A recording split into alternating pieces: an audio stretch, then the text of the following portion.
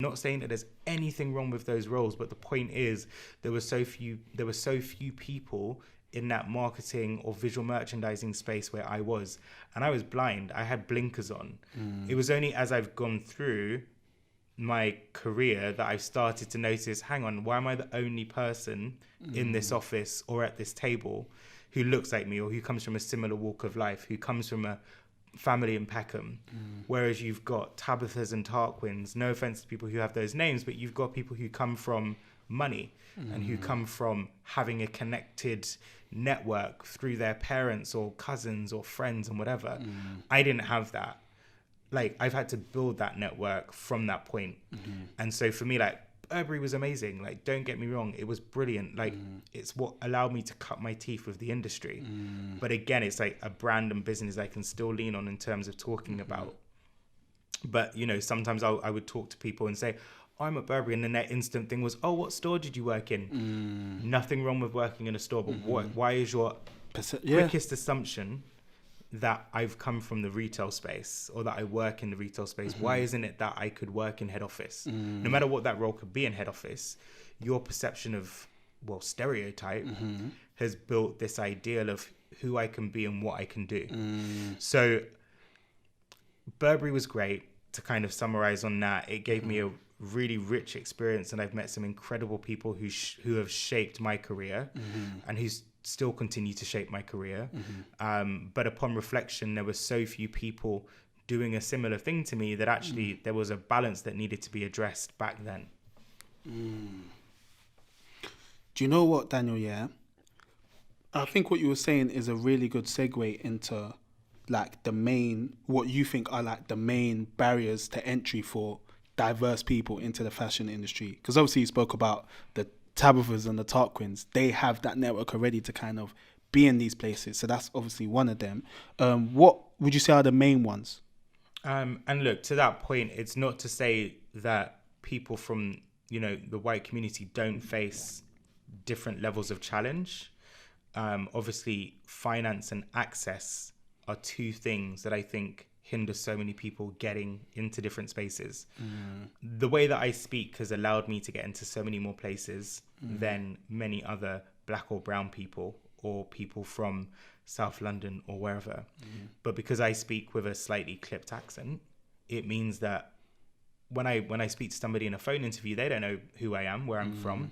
Also, my name, Daniel Peters, that's not a barrier, because actually you can't make an assumption based on my name as to who I am. Now that you've got things like LinkedIn, of course you can go onto my LinkedIn profile and check out who I am as a person. But typically speaking, if somebody's not done that, if I turn up for an interview, or if I've turned up for an interview in the past, they're like, Daniel, like, they're not exactly expecting me to be who I am. But to your question, it's like, access is one of the biggest things, that we don't all have networks that can open a door for us, that can show us a way into a space. And so many young people I speak to now talk about not having anybody that they can turn to help them get a job, or people that can help to introduce them to somebody else in a different space. And that's one challenge, but also things like education can be a challenge as well, because often on a CV there's talk of the fact that you must have X amount of educational years in a particular thing, and that can be a barrier to entry. Because actually for myself, because I didn't go to university and I didn't gain a degree, does that mean that I can't work in the industry? No, it shouldn't mean that at all. But because of the way that we word things, because of the way that we talk about things in job specs or on websites or on platforms around HR, people will look at it and go, well, I can't apply. But also financial means, like, you know, with me getting that job at Burberry at 19, it was a paid role for 6 weeks, 5 days a week, you know. So many times there are internships which are unpaid, and I'm not about that life.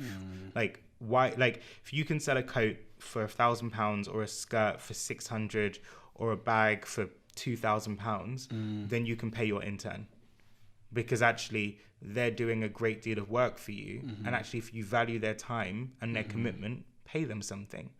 Because if not, they're gonna have to go and take a second job at the end of the day to be able to survive. We've all got bills to pay. 100%. I've got expensive bills to pay at this point, you know.